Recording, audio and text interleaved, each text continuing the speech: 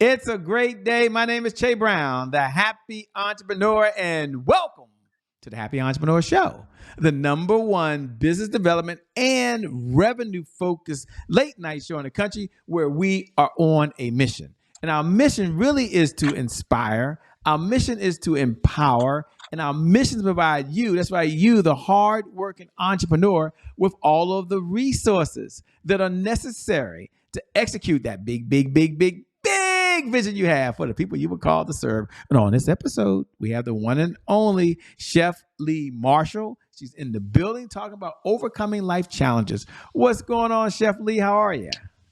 I'm well, thank you, and I appreciate you for having me on today. Thanks for being here. And, sometimes I'll never get a chance to meet folks in person, but I can say I've had face-to-face contact, eye-to-eye contact. It's not just through the power of these fiber optic lines. I've actually met you. So, that's kind of cool. Can't do that with every guest, but that's kind of cool. Folks that are tuning in, they'll go read your bio and see how famous you are and all that cool stuff. But they're wondering, overcoming life challenges.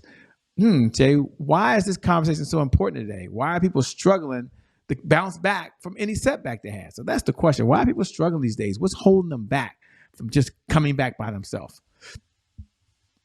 Honestly, it's ourselves. We hear it Mm. often, but I don't think we really take time to really understand we hold ourselves back. We have many stories, some good, some bad, um, some that are really challenging. I mean, I could tell you a plethora of things about myself and all the things that I've had to overcome. But at the end of the day, I had to really understand that I was holding myself back because I was not being intentional. And that's the biggest problem today is that we're not remembering to be intentional from holding ourselves back. Can you take a moment and break down intentional? It's like 5 syllables. Hold on. Intentional. So if you can, slow down for a moment and talk about, okay, you got to be intentional. Someone's saying, Shay, what does intentional mean? What is her view of the world on intentional? So we can all be intentional and be on the same page. I know it might sound so obvious, but isn't it true? So take a moment and talk about what does intentional mean and what does it look like for you these days and other folks? Of course. So intentional means stopping and saying, this is where I want to be, or this is the goal I want to accomplish. And then what are the steps that I feel I need to take to get there? And walking through those steps, being mindful, doing it on purpose, living and walking what it is you say that you're going to do. That is what being intentional is. I like that. I like that. So you have to first be intentional.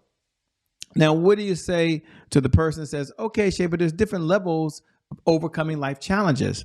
To the person that might be thinking their life challenge is ongoing. I'm going to just step in for someone and they're like, I have a full-time job and I'm a full-time entrepreneur. We call them dualpreneurs. They're taking care of the husband or they're taking care of the wife. They've got kids as well, and their kids have schedules. So the kids have schedules. So they got dual schedules. They're also involved, by the way, just so you're aware of it, in their community activities. And like some of the life challenges I have, Chef Leigh, are holding me back from really taking care of myself. I'll just say it like that. And so they're like, what does she say to someone like myself? Again, it's an unfair question, but we want to know what your perspective is. So what do you say to the person that's busy taking care of everyone else, but the challenge is taking care of themselves? So honestly, I've been there. I have literally been that person. I was a mother, I still am a mother, but my children are grown at this point. But I'm a mother of two boys that are 22 months apart. I was a wife, I was a full time entrepreneur as well of working a corporate job full time. I was a store manager for one part, and then I became a district manager running 12 stores for a company, for a retail company. I also was very active in my church because I am a PK or a PK grandkid. I also was extremely active in my community and I loved the travel. So I have been in your shoes. I know what that looks like. And it really came down to me having an aha moment of understanding, like, oh my gosh, I missed out on something that I said I would never miss out on. I was in an interview for a job, for a higher level position. The person who was interviewing me asked me about my children. And in that moment, I realized I was missing my son's kindergarten graduation. She asked what was wrong with me, and I explained it. She was like, I want to leave. And I was like, honestly, if I was to leave right now, I would not make it. So I'm going to sit here through this. That was the aha moment for me to understand that I can never get time back. No job, or anything that didn't encompass me focusing on myself or my family wasn't important enough for me to focus on. So going from that moment, I had to live intentional. I had to put a goal that I was never for any reason going to miss anything that my children had going on. It was going to be important for me to be intentional about making sure that I took time for myself so I can show up for my children and my husband at the time the way I needed to show up. It was me saying I had to be intentional about making sure that I show up for my community or my church members in a way that I needed to show up for. So a lot of times it's about having that aha moment to understand I can have all these things going on, but I have to be intentional in order to create the atmosphere or attain the goals that I'm looking for in each area. I love it, man. I love how you broke it down. That's probably a good segue. You gave us a sneak preview, but as you were sharing that, Pete might be saying, Shay, what's a little about her background? You gave us a little sneak preview. Take a moment, tell us a little about just the backstory of who you are that led you to the person that you are today. Now, I know some of you read her bio. That's cool. Some of you are listening to us right now while you're cooking in the kitchen. By the way, some of you might be working out. Some of you are riding down the road and we're playing in your ear. So take a moment, if you would, tell them the backstory. Who are you and what led you to being so passionate about what you're doing now? Definitely. So, I am the granddaughter of a minister who was very, very active in her community. And watching my grandmother growing up being so active in her community and being so loving with her family, it created an atmosphere of showing me God's purpose for me, which is to help others find their own version of healthy. A part of that started because of my childhood. I am a thriver with epilepsy. Most people do not know that. And because of that, as a child, I realized that if I changed the way that I eat and if I worked really hard on my movement aspect, that I could become so much more than everyone told me I could not be. So I went to school. I wanted to be a doctor. Life happens. And so I did not get to finish out with an actual doctorate, but I decided to go with the degree in nutritional science because I loved food and I loved figuring out how to make things work with the body and with food. So I obtained a degree in nutrition and I started working with clients and realized they hated cooking. So I turned into a chef on top of that, along with other family members who are chefs. So it's already in my DNA anyway. But that's what really set my path moving forward to how my business has gotten to where it is today. Wow. And now you're out saving the world, by the way. We love it, by the way. If you had to step back and share, Shay, here are three things. If someone's listening right now and life's kind of knocked them down, they're laying flat on their back and they're ready to get up, as they say. And you're like, you know what? Here's three things you could do. This is the first thing that I would do if I was in that position. Here's the second thing I would do if I was in that position. Here's why. And what's the third thing? And this, for some of you, is going to help you kind of get back on track because it's not a question if life is going to challenge you. It's just a question of what time that day it happens. At least it feels that way for me, by the way. I'm always waking up saying, I don't know what it is today, but whatever it is, we're going to make it through it. So in all seriousness, it's not about me. It's about the folks that are watching. What's three things you would recommend to someone so they can overcome life challenges? The very first thing that I would say is have a conversation with your higher being. I don't know who your higher being is. Mine is Lord Jesus Christ and will always forever be.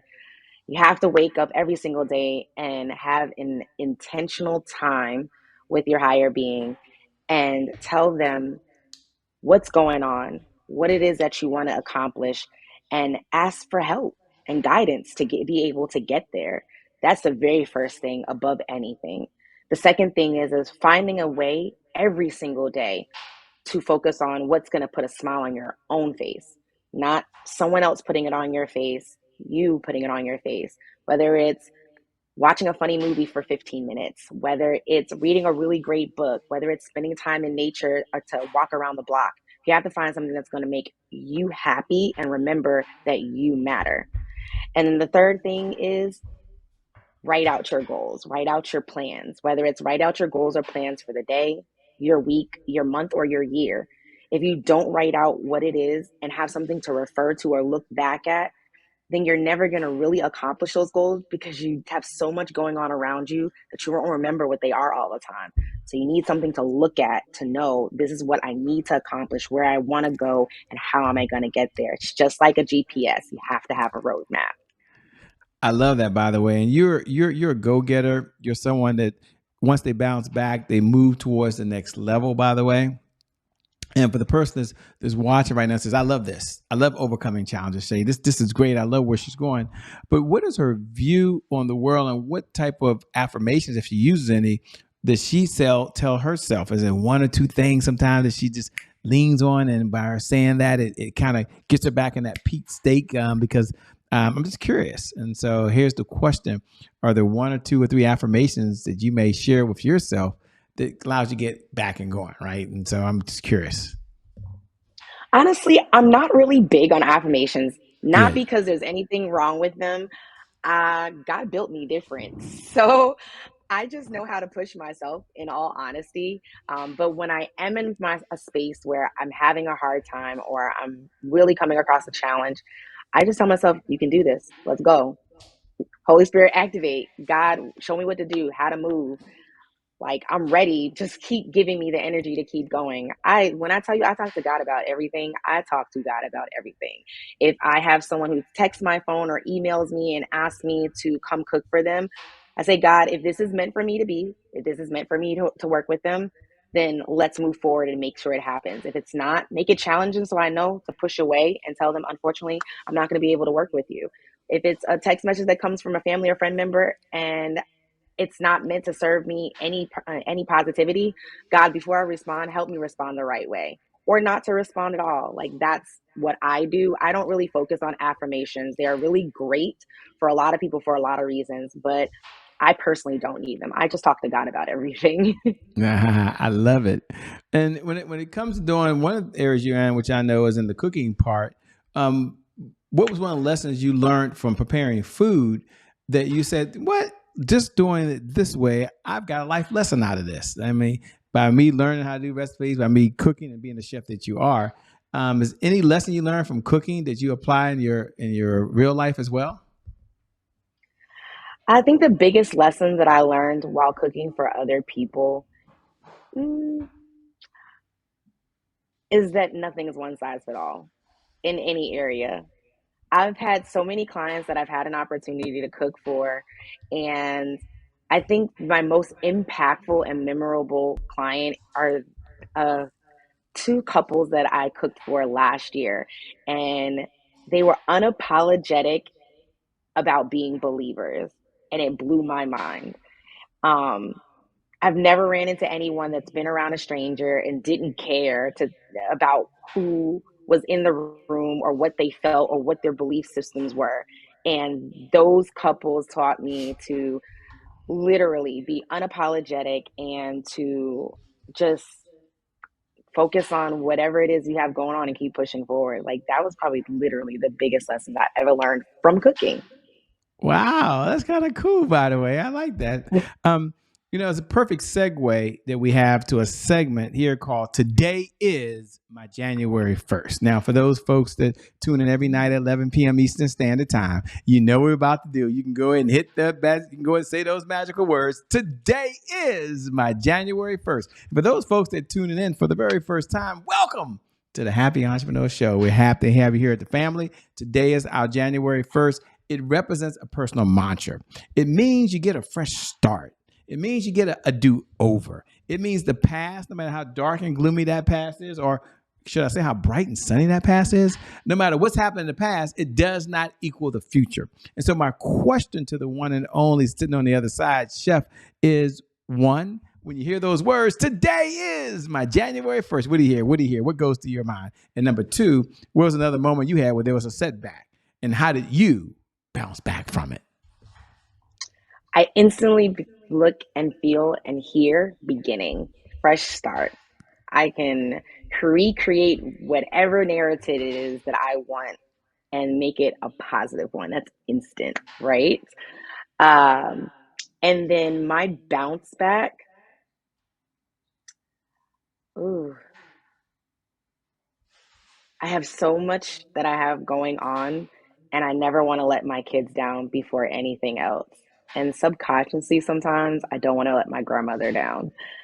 Even though she's no longer with me, I know she's always with me and always watching over me. So I never want to let her down. So they become my bounce backs. Just having a conversation with God and subconsciously telling them I'm not going to let them down. So that just continues to give me the gumption and the drive to keep pushing and keep bouncing back anytime I feel like something's not going to work. I love it. I love your energy. I love your spirit, your heart to give, your heart to serve. What do you enjoy most about being an entrepreneur these days? I mean, it's certainly a different spot, a different place. I mean, what do you enjoy about that? Oh my gosh, I was so scared becoming a full-time entrepreneur at first, and my hand was twisted. And when I tell you it was twisted to be a full-time entrepreneur. But now I would not give it up for anything in the world. The ability to be able to set my own schedule ish for myself, to be able to spend time with the people that I love the most in the way that I want to be able to show up for people the way I want to, or at least the way that God told me to, is the biggest honor that anyone can have ever given me.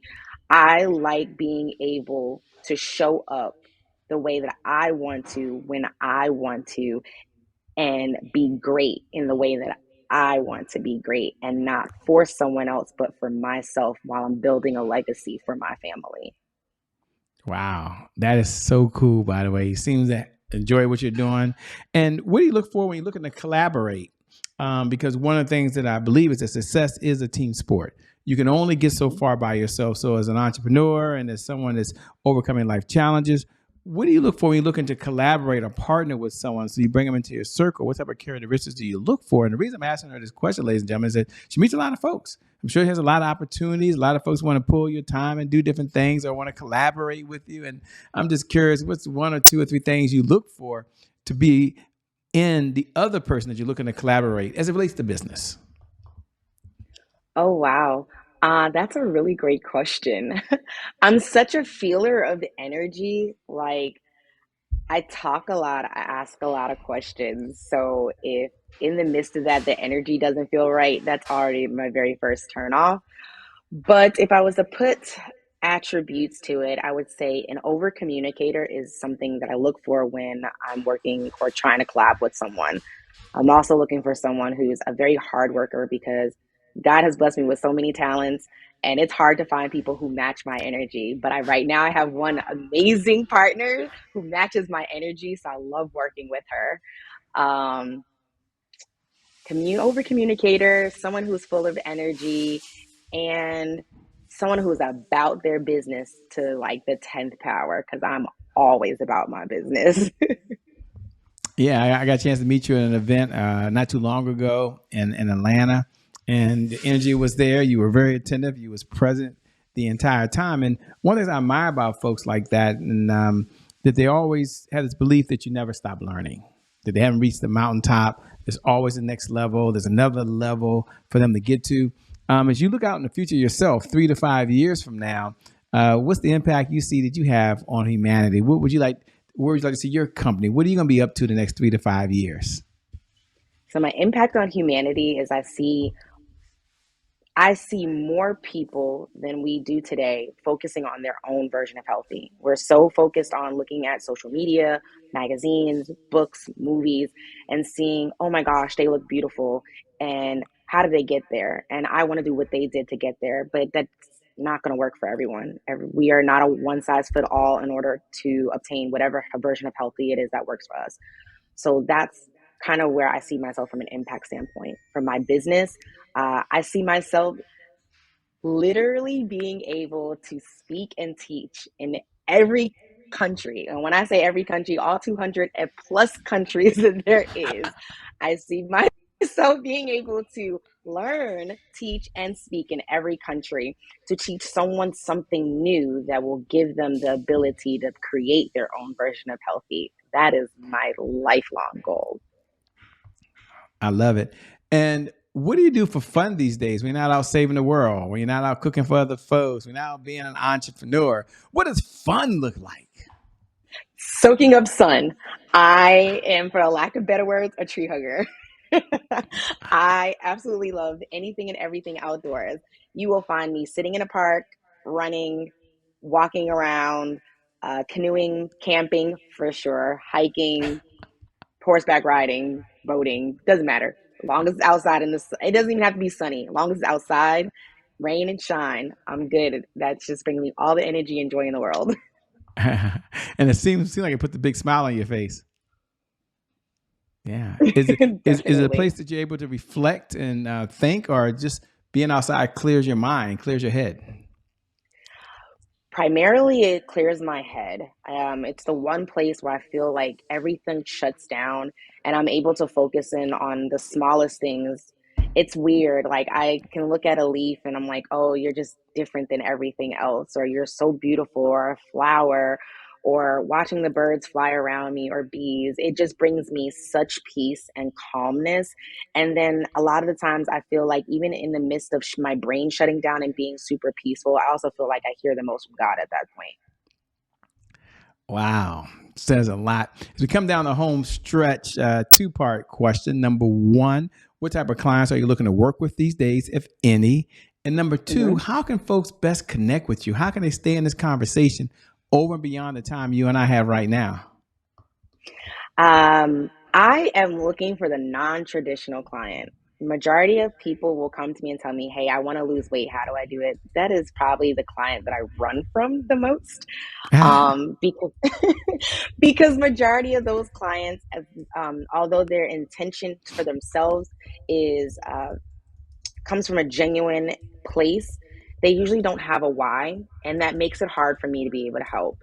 And so until you know your true why as to why you want to lose weight, and it be a sustainable why, it makes it very complicated for me to work with that client. So I usually try to stay away from them. So I like to look for clients who have reasons to what it is that they're trying to obtain in the healthy space, whether it's I have a medical condition, whether it's I have children that are looking up to me, or I have an impact to make or a stamp on this world. Like, those are the clients I want to work with because they have sustainable whys that's going to actually make an impact when I work with them to make a strong change. Um, from a nutritional standpoint, as far as from educational and speaking standpoint, I like to work with corporations because I've been in their shoes. I know what those employees are going through. I know how hard they feel like they can't do or change anything because they're hours. So I know what it looks like. So I know how to help you change.